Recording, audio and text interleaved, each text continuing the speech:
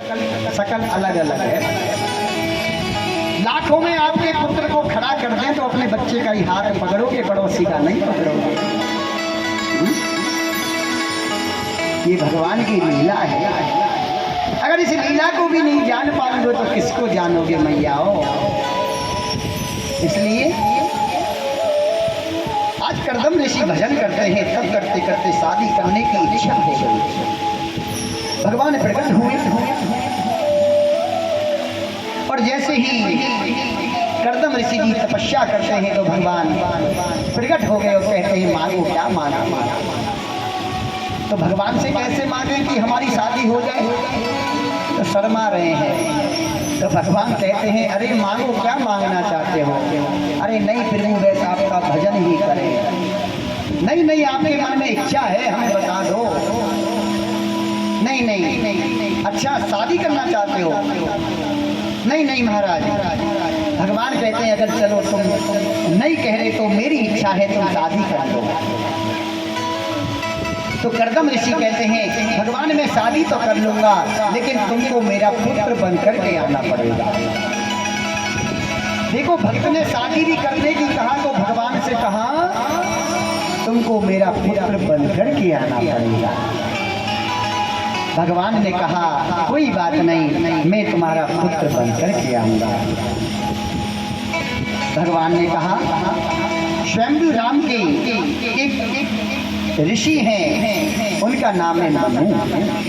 उन मनु महाराज के 2 पुत्र और 3 पुत्रियां हैं, आकृति, देवहूति और पृष्टि।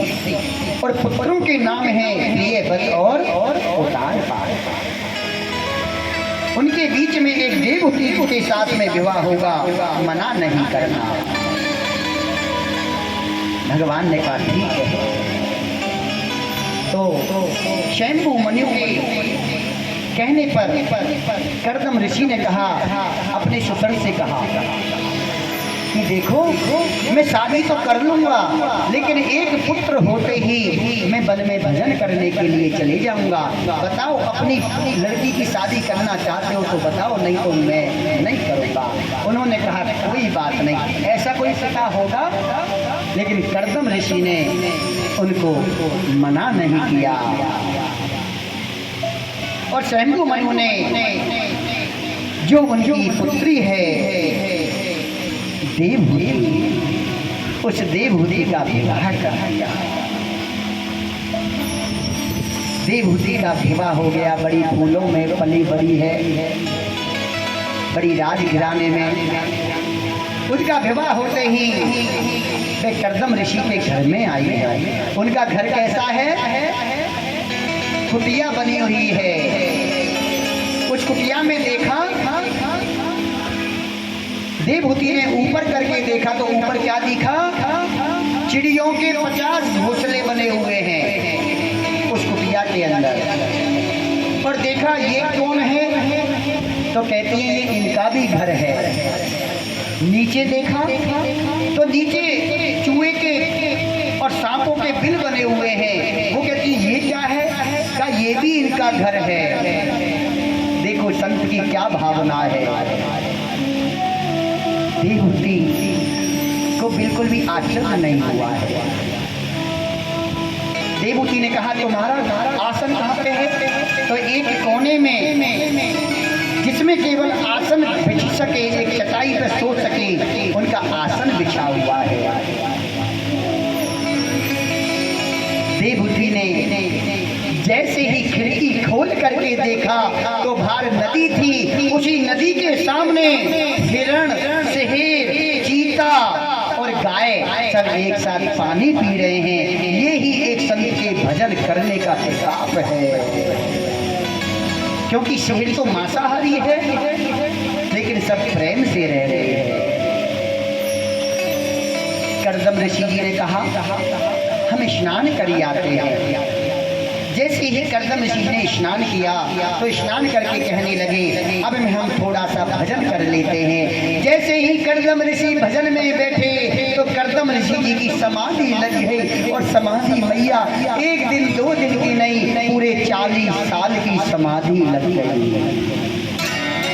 अभी विवाह हुआ है शादी नई नई हुई है, लेकिन मेरी देवहूति मैया उनको छोड़ के नहीं गई, अपने पतिव्रता धर्म का पालन करती रही। मैं करदम जी को गीले कपड़े से सुखा देती, फल फ्रूट का भोग लगा देती, पत्तियां खा लेती, खुद भूखी सो जाती, लेकिन वह पतिव्रता स्त्री वहां से नहीं गई।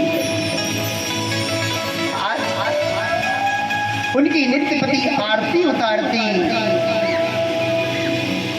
जैसे ही 40 साल बाद करदम ऋषि जी का नेत्र खुले, समाधि टूटी, बड़ी बड़ी जटाएं हो गई, और जो देवहूति है उनके भी मुख पे क्योंकि 70 साल वो भी हो गई। तो उन्होंने देखा, देवी तुम कौन हो? देवहूति ने कहा, भगवान आज से 40 साल पहले मेरे पिता करदम जी ने आपके साथ में विवाह किया था,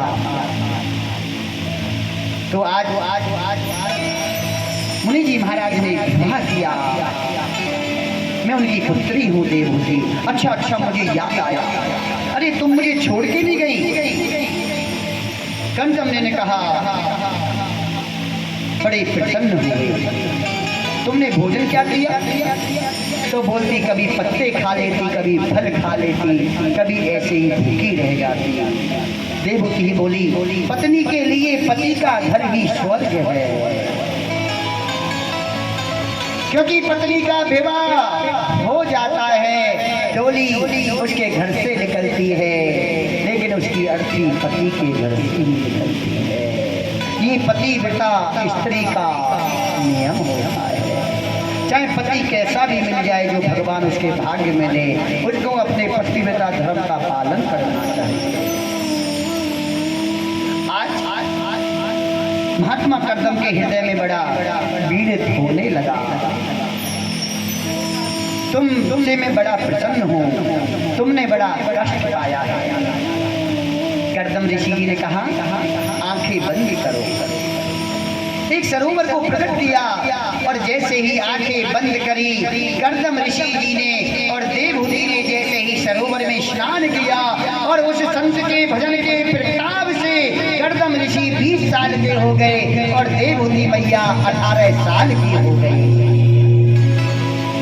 ये संत के भजन का प्रताप है। और बहुत सुंदर महल बन गया, हजारों स्त्रियां दासी आ गई, नौकर चाकर आ गए, हीरा मोती जवाहरात का महल सजा है। अब दोनों ने अपने विवाह जीवन को प्रारंभ किया है। एक नहीं, दो नहीं, उनके 9 कन्याएं हो गई। भगवान से मांगा था कि मेरे एक पुत्र हो जाएगा तो मैं भजन करूंगा, लेकिन करदम जी के नाम 9 कन्याएं हो गई। आज 9 कन्याएं हुई हैं। उनमें सबसे बड़ी का नाम है कला, ये मारिची के साथ में विवाह हुआ है, और भाई गई है। दूसरी पुत्री का नाम है अनसैया। देवी अनसैया के द्वार खेलत तीनों ब्रह्म कुमार। अनसैया इतनी बड़ी पतिव्रता स्त्री थी, भगवान शंकर, ब्रह्मा और साक्षात नारायण उसके पतिव्रता धर्म को खंडित करने के लिए आए।